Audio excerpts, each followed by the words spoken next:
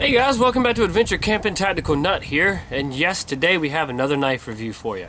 We're going to be looking at the Ganzo 729, so stay tuned.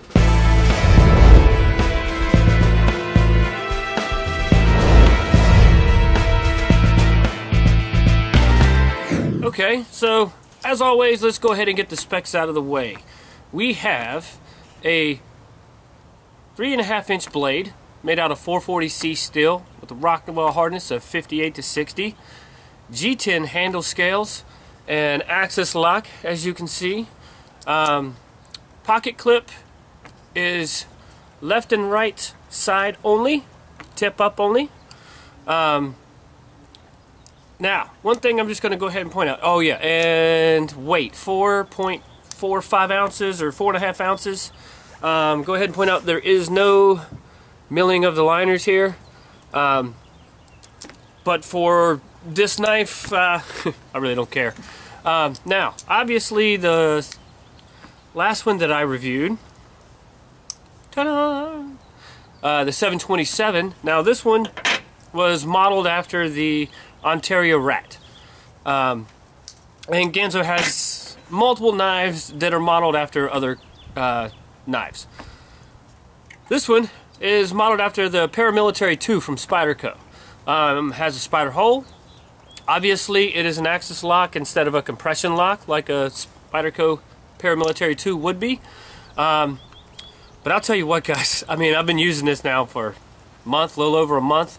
Just got back from a hiking trip this morning, where I took this out, was using it there, all EDC tasks, flawless. But here's another thing that I just love. Just by using the axis lock alone, this one works just flawless. But here's what's crazy, because now that I have a different Ganzo to compare it to, this one, the 727 I got, and it's going to be really hard to see because one side is pretty visible and the other one is not. But this one actually has two bronze bushings. Now this one only has one bronze bushing and then either like a nylon or a Teflon one. But with this one, now I can fling it open holding the axis lock shut, but closing it doesn't always go in. You really got to make sure that this one is compressed down. But I've also beat on this one, as you saw with the durability test with this one against the cold steel. And I mean, obviously you can see the love that's left on the blade. Now I do want to talk about that test for a minute. When I posted that video, if you kind of noticed, the first time that the lock fails, I was flopping around trying to readjust the baton that I had, so I kind of didn't notice. And then as I was batoning it through the wood, it just felt like that the knife was moving it through the wood pretty quickly and easily. And I didn't watch the video before because I just thought it was what it was, right? So I was kind of happy that somebody noticed and a couple people noticed. But at least I went back, I was able to verify it and then of course put it up on the description. But I'll tell you what, I mean, even if this is not as strong as a Benchmade axis lock, it still did what it was supposed to, which is, and what you would want pretty much in any knife, is you would want that lock to fail before it breaks your knife, right? But you did see, this thing was still shaving paper even after the test was done, so the edge holding capability of both of these is, I mean, I haven't even sharpened this one yet, and I use it every day. So it's been extremely good. I mean, it's extremely smooth. I mean, this thing has been a lot of fun to play with. Now, I have, a lot of people like to do that middle finger flick. I don't do it as much. I've never really seen the need to flip them open that much. But this one can do it, so as you can see there. But yeah, I mean, for the price, guys, these things are amazing. I have seen, and this has happened to me, and if you're another YouTuber, please, if you can comment and let me know if you've had this experience. I've had comments that I get an email saying that somebody's commented on a video. I go to check it and it's not there. And then I go to the part where it tells you maybe some are being held because it's spam or something like that, and it's nowhere. It doesn't exist anymore. So I don't know if some people are commenting and then taking them down or what. So but I want to respond to them since I don't know who it is anymore or couldn't respond online. I did hear somebody say they didn't think it was 440 or G10. Now, I have heard, and I think it was either through We All Juggle Knives. I think he researched it and said that they are licensed to use 440, so it should be 440C still then. And then for somebody to say it's not G10, I mean, this feels like every G10 knife that I have that is of a finer texture. I don't have any equipment at my house that would be able to be used to dissect it or whatever you do to verify what is what. But I mean, as far as I'm concerned, I mean, these things just work. It is a knife that just works. Now, this one I got off of, way to go, Tactical Pup is trying to destroy the deck. I got this one through AliExpress because at the time I wanted to order it, GearBest didn't have it. And I gotta say,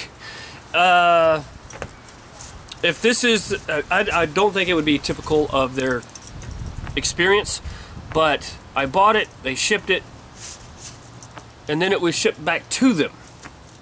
Now, when that happened, they didn't notify me that it was returned. A little strange, right?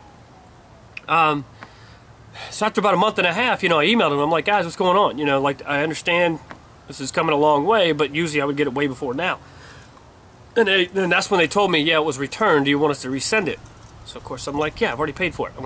I want it. So they sent it back. So once again, it was like another month.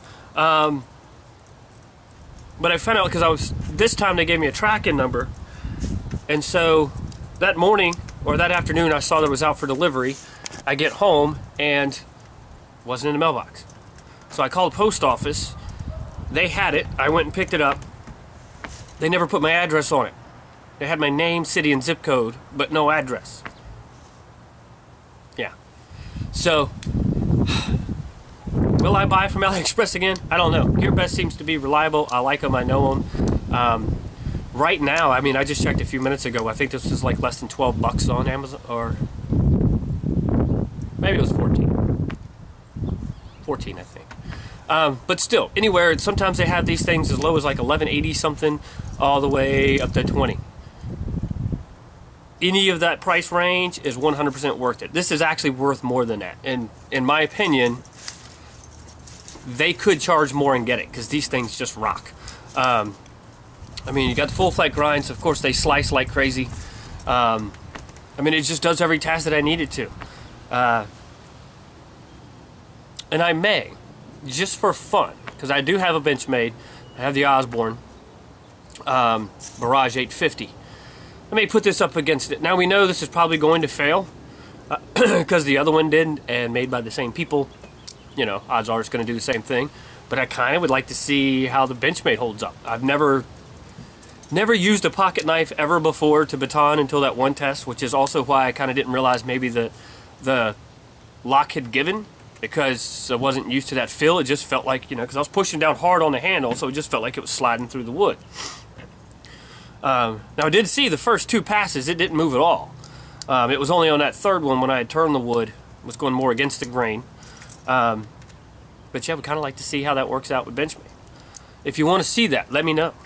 Oh yeah, open pillar construction, which I love, and blade centering is perfect, right? So yeah, I don't know what else to say. Oh, the one thing I did notice, and I don't know if you'll be able to tell, but we'll go ahead and open both. Down there, you see that little piece sticking up?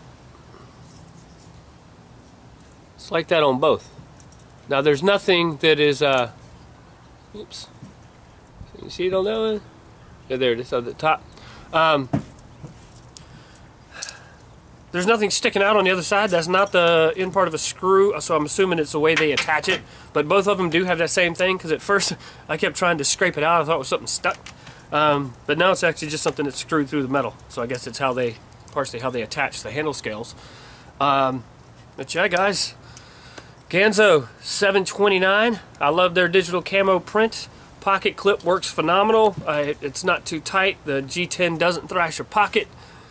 The action is smooth as butter. Multiple ways of being able to open it. not as good with the middle finger flick yet. But I hope this helps you in picking out a new Ganzo for yourself, because I highly recommend them. And in the meantime, be prepared, have fun.